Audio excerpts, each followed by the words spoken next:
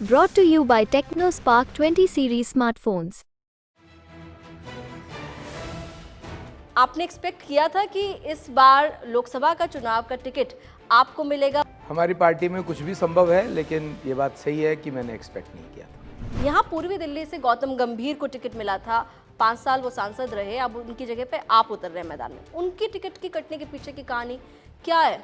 कभी कोई कार्यकर्ता संगठन में काम करता है तो कभी कोई कार्यकर्ता सरकार में काम करता है, और रोल्स चेंज अक्सर होते रहते हैं। दिल्ली के अंदर जो कूड़े के पहाड़ हैं उनको लेकर आपने कहा कि केजरीवाल जी ने कहा था कि एमसीडी में आएंगे तो 1 साल के अंदर ये कूड़े के पहाड़ गायब हो जाएंगे, लेकिन बीजेपी की तो 15 साल एमसीडी में सरकार रही, क्यों नहीं कम हुए या हटे? हमने कभी वायदा ही नहीं किया। आप जनता के बीच में जा रहे हैं, क्या प्रॉमिसेस आपकी तरफ से किए जा रहे हैं? हम काम करना जानते हैं, हम काम करके दिखाएंगे।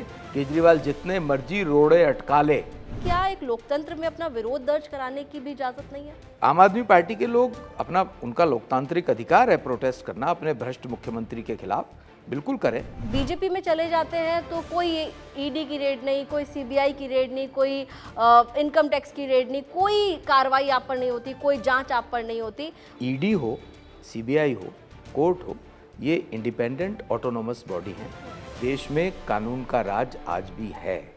नमस्कार, आप देख रहे हैं दिल्ली तक, मैं हूं आपके साथ अनुराधा तंवर। 25 मई को दिल्ली में लोकसभा चुनावों के लिए वोटिंग होनी है, और चुनावों से पहले आप सब ये जानने के लिए ज़रूर क्यूरियस होंगे कि आपके इलाके से जो प्रत्याशी मैदान में हैं वो कौन है, उनका क्या इतिहास है, आपके लिए वो क्या खास करने की बातें कर रहे हैं, ऐलान कर रहे हैं, चुनाव किस ओर जा रहा है, लोगों में क्या प्रतिक्रियाएं उनको सुनने के लिए मिल रही हैं। तमाम चीज़ों पर हम बात करेंगे, और इसीलिए हम एक्सक्लूसिव इंटरव्यूज़ आपके लिए लेकर आ रहे हैं।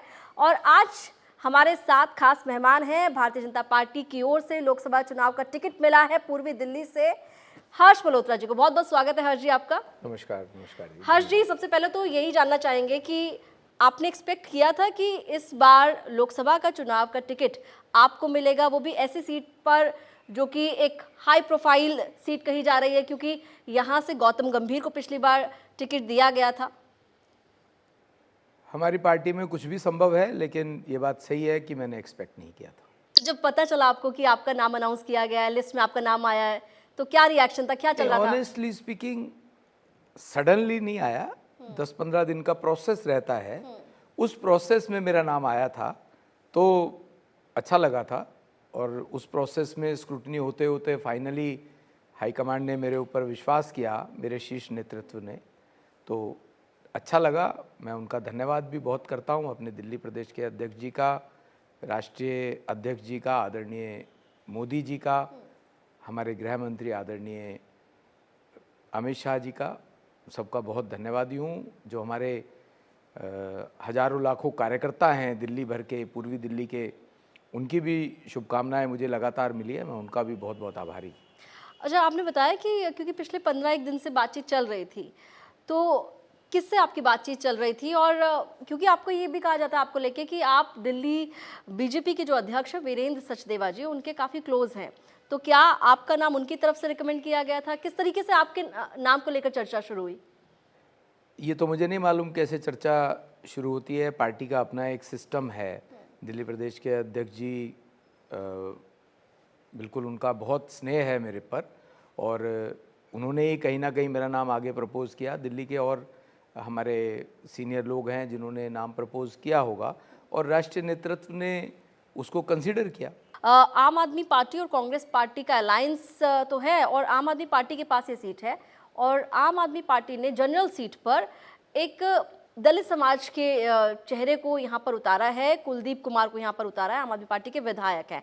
तो इसलिए कहा जा रहा है कि ये सारे जो फैक्टर्स हैं ये आपके लिए शायद चैलेंज बन जाएंगे। आपको लगता है चैलेंज है? चैलेंज नहीं है। पिछली बार ये लोग अलग अलग लड़े थे, तो भी दोनों मिलाकर के भी बीजेपी से पीछे थे, और अभी तो 2019 से लेकर के 24 तक आदरणीय नरेंद्र मोदी जी ने वो अभूतपूर्व काम किए हैं जो 1951 में जनसंघ कहा करती थी, जिन बातों को कहा करती थी, वो इस 5 साल में पूरे हुए हैं। तो वो जनता को छूने वाले काम हुए हैं, जनता के मन के काम हुए हैं। तो मैं नहीं समझता कोई चैलेंज है। सामने कोई भी हो, अब ये लोग इकट्ठा मिलके लड़ रहे हैं, ये झूठों का झूठा गठबंधन है।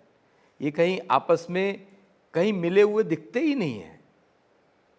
मतलब पंजाब में आप अलग अलग हो क्योंकि लॉ एंड शेयर आम आदमी पार्टी को चाहिए। आप दिल्ली में फंसे हुए हो इसलिए आपने कांग्रेस को अपने साथ मिला लिया। तो ये कैसा गठबंधन है? अभी केजरीवाल साहब की गिरफ्तारी हुई है तो पंजाब के एक सीनियर नेता केजरीवाल को सबसे भ्रष्टतम नेता बोल रहे हैं, पंजाब के सीनियर कांग्रेस के नेता। तो ये झूठों का झूठा गठबंधन है। मैं मानता ही नहीं कि ये कोई चैलेंज है भारतीय जनता पार्टी के लिए। अच्छा, चैलेंज नहीं है तो एक सवाल सबके जहन में आ रहा है और ये सवाल पिछले काफ़ी दिनों से भी चल रहा है कि आखिर ऐसी क्या वजह रही कि भारतीय जनता पार्टी ने जब दिल्ली में 7 सीटें जीती पिछली बार और इस बार आपका टारगेट है कि आप 400 पार जाएंगे, बीजेपी का टारगेट पर्सनली है कि 370 प्लस जाना है। ऐसे में दिल्ली के भीतर आप लोगों ने बहुत सारी सीट पर, मैं कहूँगी कि सिर्फ एक ही सीट ऐसी रही जहाँ पे अपने कैंडिडेट को दोबारा से टिकट दिया है, सांसद को दोबारा से टिकट दिया है मनोज तिवारी को, बाकी सभी के चेंज हुए। यहाँ पूर्वी दिल्ली से गौतम गंभीर को टिकट मिला था, 5 साल वो सांसद रहे, अब उनकी जगह पे आप उतर रहे हैं मैदान में। उनकी टिकट की कटने के पीछे की कहानी क्या है? मैं कहानी तो नहीं जानता, लेकिन भारतीय जनता पार्टी कार्यकर्ताओं की पार्टी है और कभी कोई कार्यकर्ता संगठन में काम करता है तो कभी कोई कार्यकर्ता सरकार में काम करता है और रोल्स चेंज अक्सर होते रहते हैं। तो इसके पीछे कोई बड़ा कारण मुझे दिखता नहीं है। नहीं, गौतम गंभीर को लेकर ये क्या कहा जाता है, अक्सर कहा जाता है कि वो क्रिकेट कमेंट्री करते हैं, क्रिकेट में काफ़ी इन्वॉल्व रहते हैं, इस वजह से यहाँ उनका लोगों के बीच आना जाना कम रहता है मुकाबले बाकी नेताओं के। तो ऐसे में क्या टॉप लीडरशिप ने, आपकी पार्टी ने, ये सब बातें जो चल रही थी जनता के बीच में भी, लोगों के बीच में भी, सियासत में भी, उनको कंसिडर किया? मुझे ऐसा नहीं लगता। गौतम जी ने इस कॉन्स्टिट्यूएंसी में काम किया है। इतना बड़ा कूड़े के पहाड़ को 15-17 मीटर डाउन करना, केजरीवाल साहब कह रहे थे मैं 1 साल में ख़त्म कर दूंगा एमसीडी आने के बाद, नहीं कर पाए ना। पर गौतम जी ने तो उसके ऊपर पर्सनल एफर्ट लेकर के काम किया। अन्य भी बहुत काम किए हैं गौतम जी ने। मैं नहीं समझता कि कोई ऐसी बात रही होगी। गौतम जी ने बहुत अच्छे काम किए हैं, पर पार्टी का रोल है, उनका क्रिकेट उनका पैशन है और उनको अपना काम क्रिकेट में करना ही चाहिए। वो करते भी हैं, अच्छी बात है, वो वर्ल्ड क्लास क्रिकेटर हैं। पर पार्टी ने बहुत सी चीज़ें अपने हिसाब से होती हैं कि कुछ संगठन के कार्यकर्ताओं को सरकार में लाने का और कुछ जो हमारे सांसद हैं उनको कुछ और काम देने का, ये पार्टी का निर्णय है।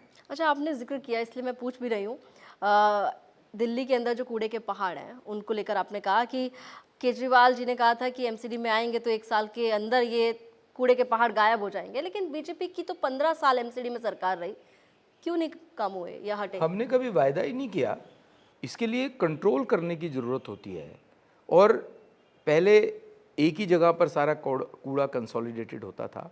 और जब मैं स्वयं मेयर रहा हूँ, मुझे मालूम है कि मैंने केजरीवाल जी के घर के आगे जाकर के काले कपड़े पहन के, पूरी हिस्ट्री में, देश की हिस्ट्री में पहली बार ऐसा हुआ होगा कि मेयर को प्रदर्शन करना पड़ रहा है केजरीवाल मुख्यमंत्री के घर के बाहर।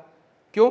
वो legitimate funds which are to be given to the municipalities by the state government which is a mandate of the constitution of India, वो नहीं देते हैं। इतने हठधर्मी व्यक्ति हैं।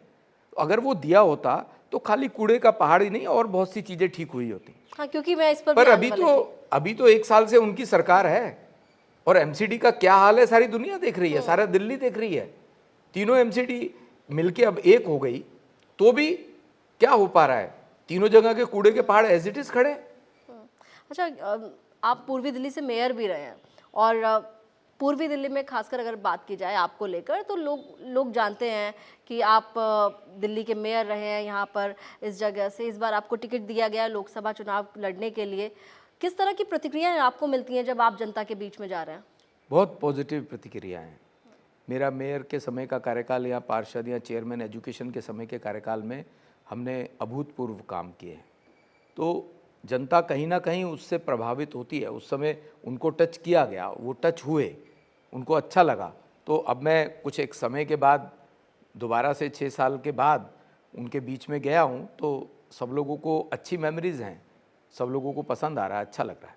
अच्छा, बीजेपी में अक्सर ये कहा जाता है कि जो टॉप लीडरशिप के डिसीजंस होते हैं उसमें खासकर प्रधानमंत्री नरेंद्र मोदी और गृह मंत्री अमित शाह इन्वॉल्व रहते हैं। वो जो डिसीजंस लेते हैं वो पूरे पार्टी को, कार्यकर्ताओं को मानने होते हैं। क्या वाकई ऐसा ही है, या फिर जो एक आम कार्यकर्ता की बात कही जाती है, आप लोग कहते हैं कि बीजेपी एक ऐसी पार्टी है जहां पर एक कार्यकर्ता को उठाकर मुख्यमंत्री बना दिया जाता है?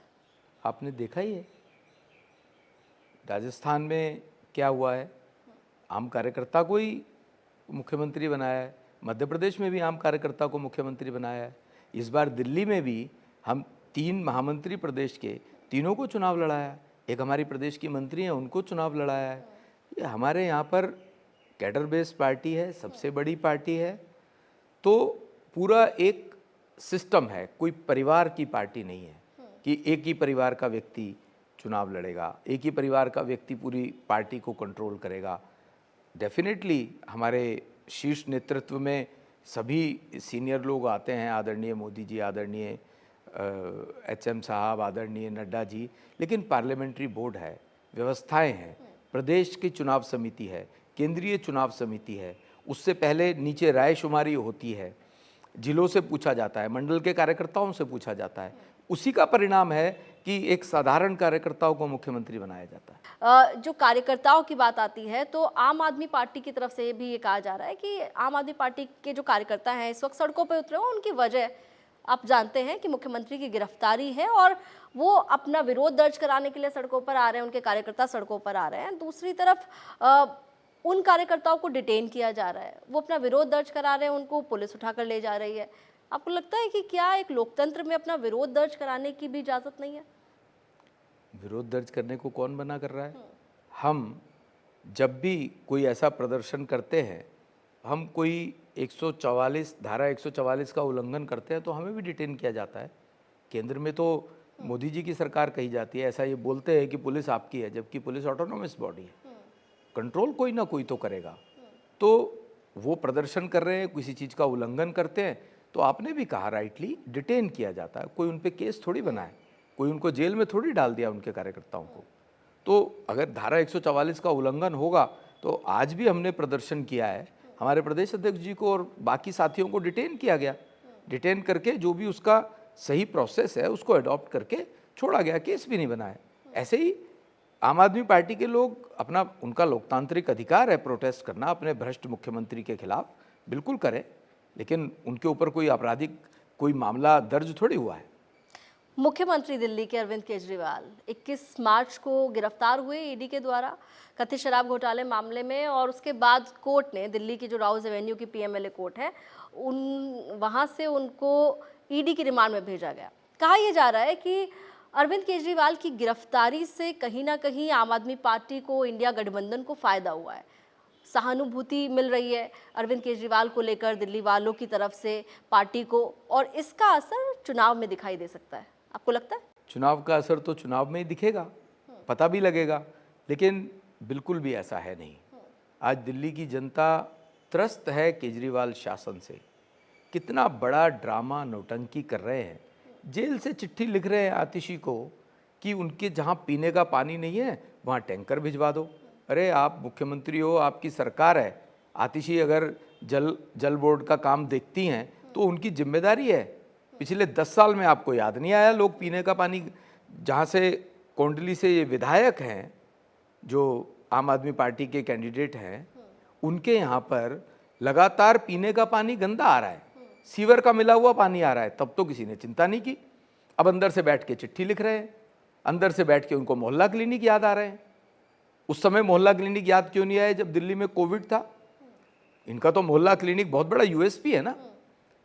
उस समय तो लोग मर रहे थे और इनके मोहल्ला क्लिनिक में जानवर घूम रहे थे, कूड़े के पहाड़ थे मोहल्ला क्लिनिकों के अंदर। तो ये सिर्फ नौटंकी है, कुछ नहीं है।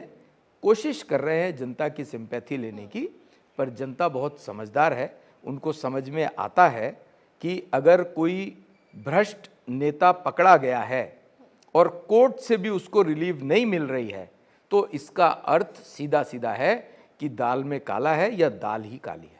अच्छा, दाल में काला है या दाल ही काली है? अरविंद केजरीवाल को लेकर लगातार आपकी पार्टी कहती है कि भ्रष्ट सरकार है। दूसरी तरफ आम आदमी पार्टी अपने आप को कट्टर ईमानदार कहती है।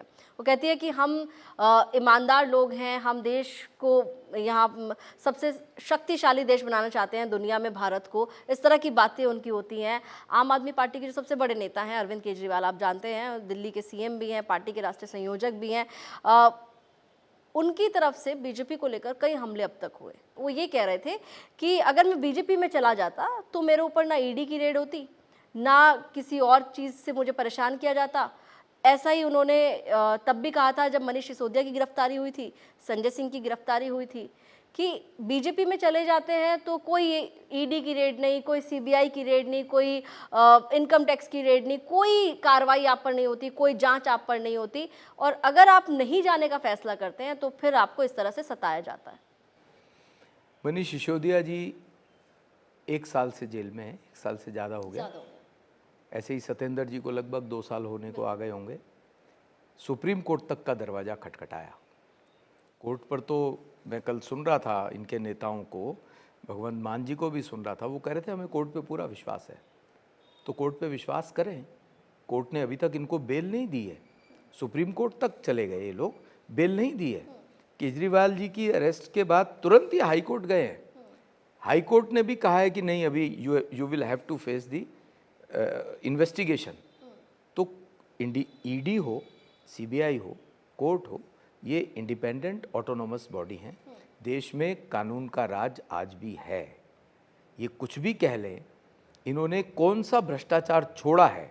लगभग 3000 करोड़ रुपए यमुना की सफाई के नाम पर केंद्र सरकार से इनके पास आए हैं।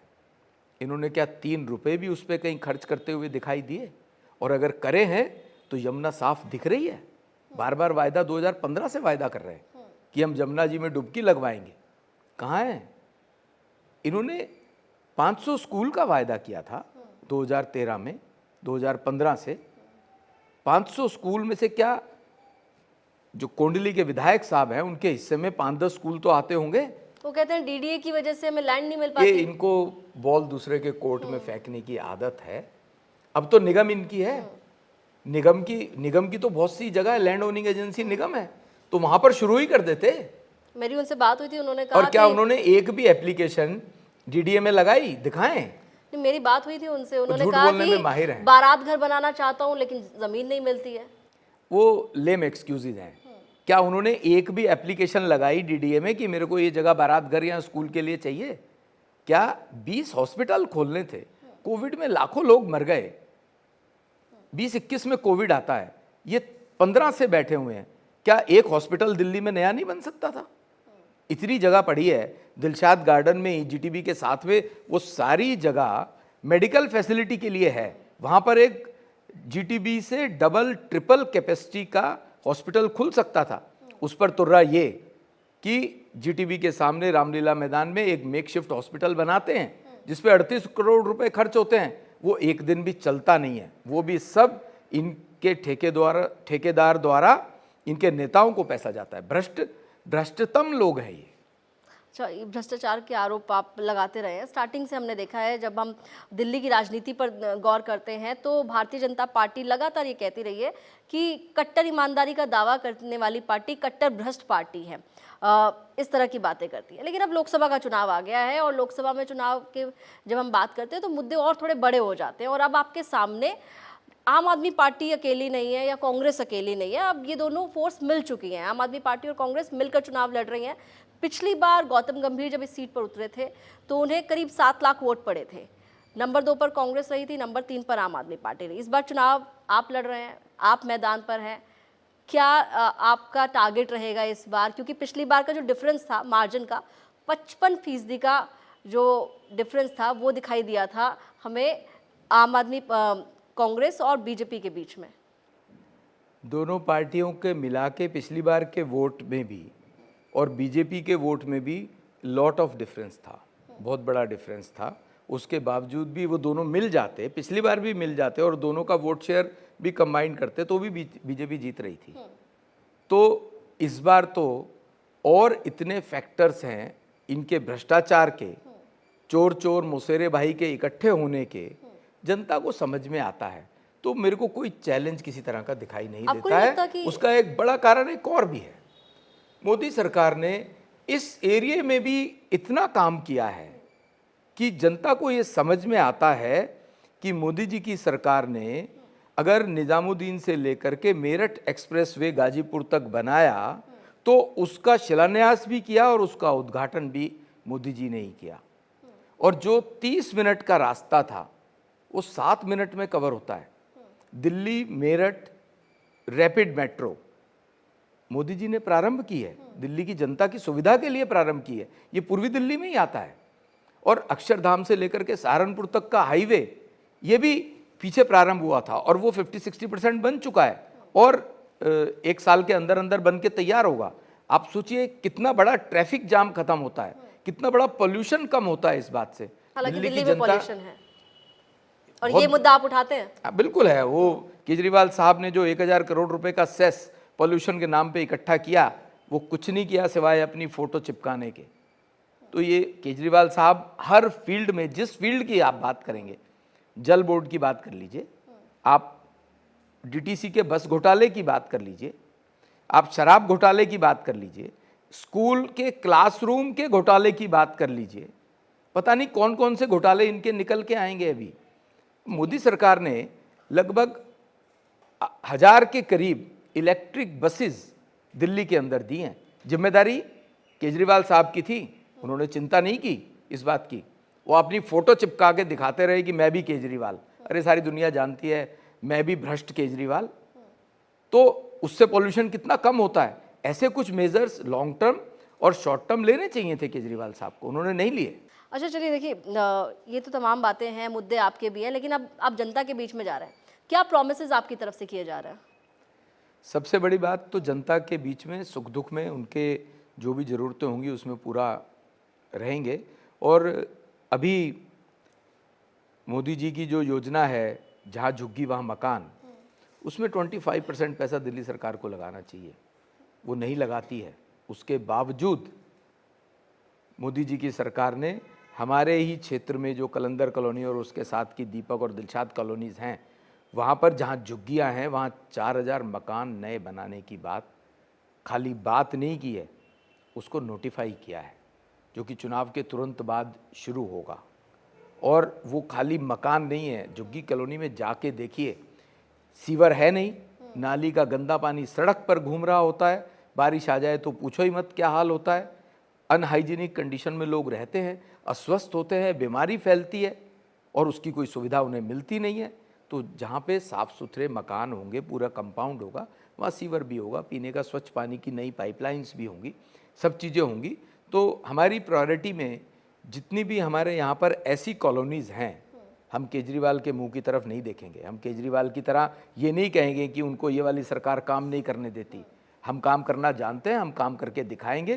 केजरीवाल जितने मर्जी रोड़े अटका ले, हम जनता के लिए, दिल्ली की जनता के लिए, पूर्वी दिल्ली की जनता के लिए अच्छे से उनको सुविधापूर्वक काम करके देंगे।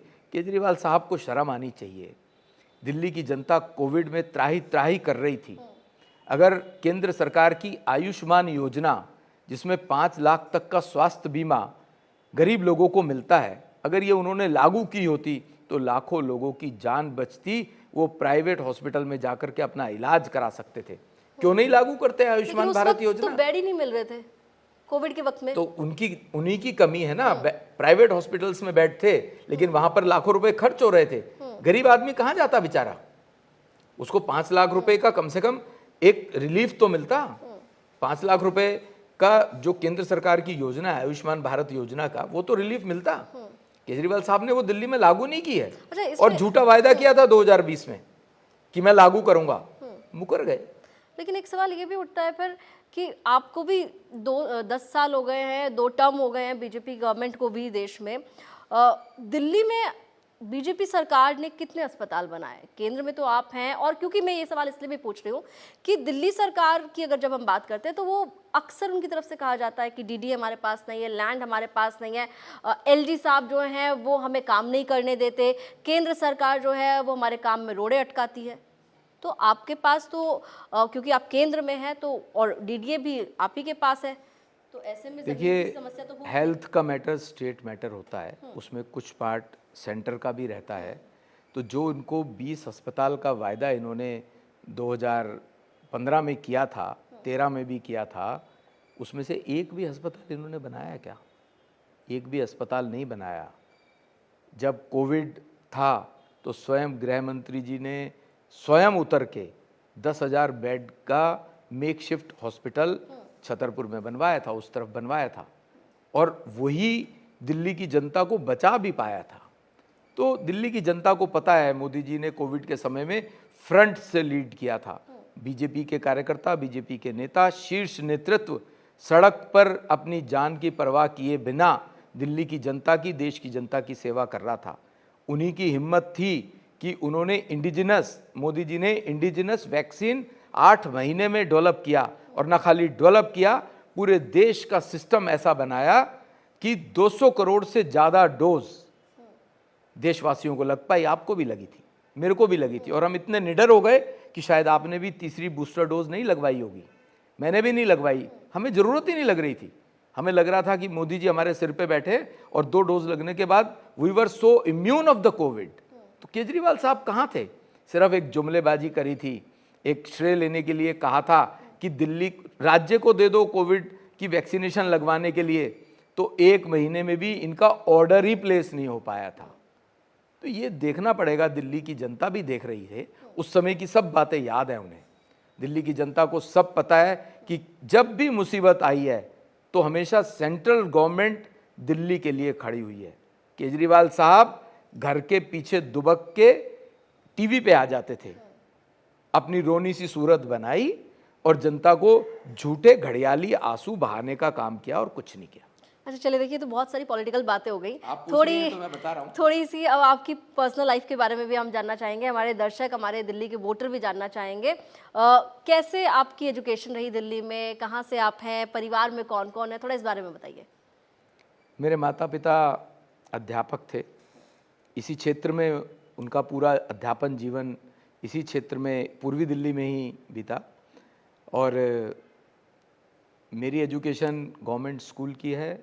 इसी क्षेत्र में वो स्कूल है Mukherjee memorial senior secondary school, जिसमें मेरी 6th से 12th हुआ, और प्राइमरी एक विद्याविहार विद्यालय है, आज भी वो स्कूल है। वहाँ से मेरे को संस्कार मिले समाज सेवा के, और दिल्ली यूनिवर्सिटी से मैंने बॉटनी ऑनर्स किया है, और दिल्ली यूनिवर्सिटी से ही लॉ किया। मेरा अपना एक प्रिंटिंग का व्यवसाय है, जो कि मेरी दाल रोटी आज उसी से चलती है। अच्छा, अब तो क्योंकि आप लोकसभा का चुनाव लड़ने जा रहे हैं और काफ़ी वक्त से आप पॉलिटिक्स में एक्टिव हैं, एक लंबा समय आपको भी हो गया है राजनीति में, अब आपको लग रहा है कि तस्वीर में अब काफ़ी बदलाव होने वाले हैं, क्योंकि अब एक बड़ा चुनाव आप लड़ रहे हैं, ऑब्वियसली बहुत सारी रिस्पॉन्सिबिलिटी आप पर आएंगी, और जिम्मेदारी जब आती है तो जवाबदेही जाहिर है तो अपने साथ साथ चलकर आती है। ऐसे में इतनी बड़ी जिम्मेदारी आपको दी गई है, किस तरीके से इस जिम्मेदारी को निभाने के लिए आप तैयार हैं? पूरी तरह से तैयार हूँ। मेरे को मेरी पार्टी ने, मेरे परिवार ने इतना सक्षम बनाया है, मेरी पार्टी की ट्रेनिंग ऐसी है कि हम पॉलिटिक्स को केवल पॉलिटिक्स के लिए नहीं करते हैं, हम सेवा के भाव से, समर्पण के भाव से राजनीति में काम करते हैं, समाज की सेवा के लिए काम करते हैं। मोदी जी को देखिए, पिछले 22-23 साल के उनके राजनीतिक जीवन में उन्होंने कोई एक छुट्टी नहीं ली है। वो कांग्रेस के सीनियर लीडर्स की तरह एक हफ्ते के लिए कहीं विदेश नहीं गए हैं। तो हमें भी उन्हीं लोगों के संस्कार हैं, उन्हीं का आशीर्वाद है, और पहले भी बड़ी जिम्मेदारी मेयर के नाते और चेयरमैन एजुकेशन के नाते संभाली है। तो जनता की सेवा करने का मन में है, पूरी कोशिश रहेगी कि अपनी पूरी ताकत के साथ पूर्वी दिल्ली की जनता की सेवा कर सकूं। तो 4 जून को क्या देखने के लिए मिलेगा? 4 जून को 400 पार मिलेगा, और दिल्ली में 7 सीटें हम जीतेंगे, और एक बार फिर आदरणीय मोदी जी हमारे प्रधानमंत्री होंगे। चलिए, देखिए जीत का दावा कर रहे हैं हर्ष जी, और कह रहे हैं कि 400 पार भी होगा, और दिल्ली के अंदर पूर्वी दिल्ली की अगर सीट की बात की जाए तो वो भी जीतेंगे, और दिल्ली में 7 सीटें हैं, 7 की 7 सीट पर बीजेपी एक बार फिर से दावा कर रही है कि ये 7 सीट जो है वो भारतीय जनता पार्टी को मिलने जा रही है। लेकिन क्या होगा ये तो 4 जून को पता चलेगा, लेकिन उससे पहले जो हमारी कोशिश है कि आपको आपके उम्मीदवारों से मिलाया जाए, उनके बारे में आपको तमाम बातें बताई जाए उन्हीं की जुबानी। और आज इस कड़ी में हमारे साथ थे हर्ष जी, हर्ष मल्होत्रा जी। बहुत बहुत शुक्रिया समय देने के लिए हर्ष जी। बहुत धन्यवाद। तो चलिए, आपको ये इंटरव्यू कैसा लगा आप कमेंट करके हमें बता सकते हैं, अपनी राय दे सकते हैं। धन्यवाद।